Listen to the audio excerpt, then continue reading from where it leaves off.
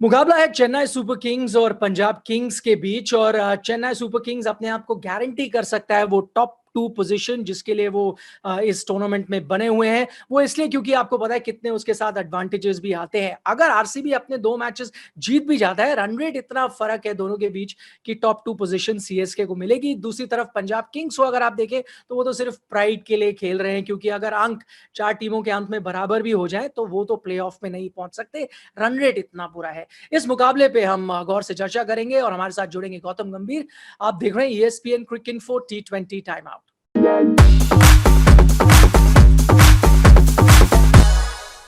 तो गौतम, हमेशा की तरह हम 5 पॉइंट्स पे नजर डालेंगे। सबसे पहले तो ये बात करते हैं कि चेन्नई ने यूएई लेग की शुरुआत बहुत अच्छी की थी, लेकिन अब 2 हार उनको मिली है पिछले 2 मुकाबलों में। इसमें सुधार लाना चाहेंगे क्योंकि आगे फिर प्लेऑफ के मुकाबले हैं। डेफिनेटली लेके आना चाहेंगे क्योंकि आप प्लेऑफ में 3 हार के साथ नहीं जा सकते और साथ ही में आप ऐसा भी नहीं चाहते कि आपका वो जो मोमेंटम है, वैसे तो मोमेंटम इतना मैटर करता नहीं है T20 क्रिकेट में, लेकिन आप डेफिनेटली चाहते हैं कि एक फील गुड फैक्टर के साथ जाएं, प्लेऑफ खेलें। और आपके पास अभी भी मौका है कि अगर आप अगला मैच जीते हैं तो आप टॉप 2 में खत्म कर सकते हैं। इस बीच हम नजर डाल रहे हैं ओपनर्स पर निर्भर है चेन्नई, और ये तो जग जाहिर है, सबको पता है कि यूएई लेग में, और आंकड़े भी वो दर्शा रहे हैं कि भारत में उनके ओपनर्स का योगदान अच्छा खासा था, लेकिन उतना नहीं जितना कि अब यूएई में देखने को मिला है। और हम बात करें यहाँ पर फैफ डू प्लेसी और ऋतुराज गायकवाड की।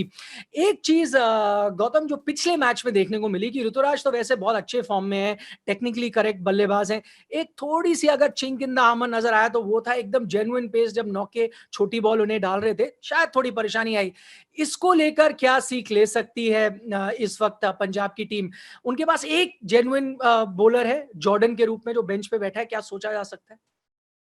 जी बिल्कुल सोचा जा सकता है, बट इतना ज्यादा क्रिटिकल होने की जरूरत है नहीं ऋतुराज गायकवाड़ को लेके, क्योंकि जो इनिंग उन्होंने मुंबई के खिलाफ खेली थी उसके उनके सामने जसप्रीत बुमराह भी थे, उनके सामने एडम मिलने भी थे और उनके सामने ट्रेंट बोल्ट भी थे। तो देखो, बल्लेबाज तो आउट हो गई, गेंदबाजों के सामने ऐसा तो है नहीं कि हर गेंदबाज के सामने रन बनाएगा, बट इतना क्रिटिकल होने की जरूरत नहीं है। प्लस क्रिस जॉर्डन के बारे में डेफिनेटली सोचा जा सकता है, क्योंकि अगर उनको देखें, आप नंबर 8 पे बल्लेबाजी भी करके दे सकते हैं, डेथ बॉलिंग भी डाल सकते हैं, प्लस मोहम्मद शमी के साथ आपको गति भी मिल सकती है उनकी गेंदबाजी से। सीएसके का मिडिल ऑर्डर है, वो है उनकी दिक्कत। गौतम, क्या अब आप करना चाहेंगे? पिछले मैच में सुनने को आया था कि रैना को शायद कोई थोड़ी परेशानी थी इसलिए नहीं खेल पाए। अब अगर वो अवेलेबल होते हैं, आप क्या करेंगे? आप रॉबिन के साथ डटे रहेंगे या फिर रैना को लाते हैं प्लेइंग 11 में? देखिए, मैं रॉबिन के साथ डटा रहूंगा, क्योंकि रॉबिन को एक मैच खिलाने के बाद फिर बाहर बिठाना, I don't think so it's right. और इतना ज्यादा दोनों के फॉर्म में फर्क है नहीं। इनफैक्ट रायना का फॉर्म तो हमने देखा है, लेकिन रॉबिन को तो एक ही मैच मिला है। तो रॉबिन के साथ आप असिस्ट करना चाहेंगे, और अगर रॉबिन अगले मैच में रन बनाते हैं और अगर प्लेऑफ में रन बनाते हैं तो इनका जो मिडिल ऑर्डर की समस्या है वो दूर हो सकती है। धोनी का बैटिंग ऑर्डर, और ये सबसे बड़ा चर्चा का विषय था सीएसके को लेकर। पिछला मैच हमने जब देखा कि वो 18 रन बनाते 27 गेंदों में। अच्छा, दिलचस्प बात ये थी कि 2 बल्लेबाज वहां नहीं आ पाए खेलने के लिए, रविंद्र जडेजा और डीजे ब्रावो, 2 ऐसे बल्लेबाज जो अंत में काफी तेजी से रन बना सकते हैं। क्या यहाँ पर सीएसके सोच सकता है कि धोनी इन दोनों के बाद आए बैटिंग ऑर्डर में?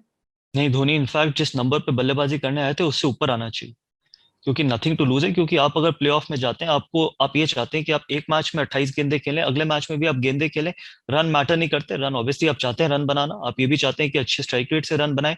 लेकिन अगर आप प्लेऑफ में जाते हैं तो ऐसे नहीं जाना चाहते कि आपने बिल्कुल ही बैटिंग नहीं करी है। तो इनफैक्ट मैंने पहले भी कहा था कि जिस मैच में ये प्लेऑफ में क्वालिफाई कर गए थे, एम एस धोनी को नंबर 4 पे बल्लेबाजी करनी चाहिए थी। सीएसके के एक अनसंग हीरो, हम बोल रहे हैं गुमनाम हीरो हैं शार्दुल ठाकुर। आईपीएल 2021 में उनके अभी हम आंकड़े देख रहे हैं, और भारत में तो ठीक ठाक प्रदर्शन था, 7 पारियों में 5 विकेट लिए, लेकिन करीब 54 का उनका गेंदबाजी औसत था। इकोनॉमी भी 10 की थी, तो इतना अच्छा रिकॉर्ड नहीं है। यूएई में वही देखें तो एकदम सी चेंज देखने को मिलता है। 6 पारियों में 10 विकेट चटकाए हैं। एवरेज देखिए शानदार 15 का हो गया, इकोनॉमी भी शानदार है 6.6 की। क्या गौतम, यहाँ पर सर्फेसेस का थोड़ा उनको फायदा मिला है? उनकी स्टाइल ऑफ बॉलिंग को सूट करते हैं यूएई की पिचेस? देखिए, मेरे लिए सरफेस इतना मैटर नहीं करता जितना उनका एटीट्यूड मैटर करता है। एक बेहतरीन ट्रायर है, चाहे लिमिटेड हो, लिमिटेशंस हो उनकी गेंदबाजी में भी, मतलब एक्सप्रेस नहीं है, बढ़िया ऐसी यॉर्कर नहीं डालते जैसे शायद बाकी बुमराह डालते हैं। लेकिन अगर आप 100% ट्रायर हो गए तो ये किसी भी कप्तान के लिए एक ड्रीम है कि जब भी आप उनको गेंद देंगे, वो आके अपना पूरा 100% एफर्ट देंगे। और इसी के कारण उनको इस तरीके के रिजल्ट्स भी मिले, और इसी के कारण आपने उनको अनसंग हीरो भी बोला है। पंजाब के नज़रिए से देखें तो आपको क्या लगता है कहाँ हो गई उनसे गलती? एक आंकड़ा तो ये दर्शा रहा है कि इन्होंने 25 खिलाड़ियों का इस्तेमाल किया है इस सीज़न और इकलौती ऐसी टीम है जिनके एवरेज चेंजेस कम से कम 2 होते हैं हर मैच में। क्या ये लगातार फेरबदल एक कारण है? देखिए, जो टॉप टीम्स है वो बहुत कम फेरबदल करती है, वो बहुत सेटल्ड होती है। एटलीस्ट उनका प्लेइंग 11 बहुत सेटल्ड होता है। आप एक चेंज कर सकते हैं depending on the conditions. Punjab को कहीं ना कहीं उनको उनकी बेस्ट प्लेइंग 11 उनको मिली नहीं from a point of view कि वो बेस्ट प्लेइंग 11 सिलेक्ट ही नहीं कर पाए, और उसका सबसे बड़ा कारण था निकोलस पूरन का फॉर्म। अगर आपका एक प्रमुख बल्लेबाज जिसका फॉर्म इतना खराब था पहली लेग में, और उसके बावजूद आपने उनको पूरा सीजन खिलाया, तो जब आपका पिछली बार उनके साथ ग्लेन मैक्सवेल का हुआ था कि पिछली बार ग्लेन मैक्सवेल थे उनके साथ, तो वो बिल्कुल रन नहीं बना रहे थे। इस बार ये निकोलस पूरन पे उन्होंने इन्वेस्ट किया, तो निकोलस पूरन ने बिल्कुल रन नहीं बनाए। तो जब आपको एक प्रमुख बल्लेबाज रन नहीं बनाता, तो फिर कहीं ना कहीं आपका जो पूरा प्लेइंग 11 है वो अनसेटल्ड रहती है। तो शायद ये एक बहुत ही बड़ा कारण रहा है कि पंजाब किंग्स इस बार भी प्लेऑफ की रेस से बाहर हो गए हैं। गौतम, बहुत-बहुत शुक्रिया हमारे साथ चर्चा करने के लिए। आप देख रहे थे ESPN क्रिक इन्फो T20 टाइम आउट।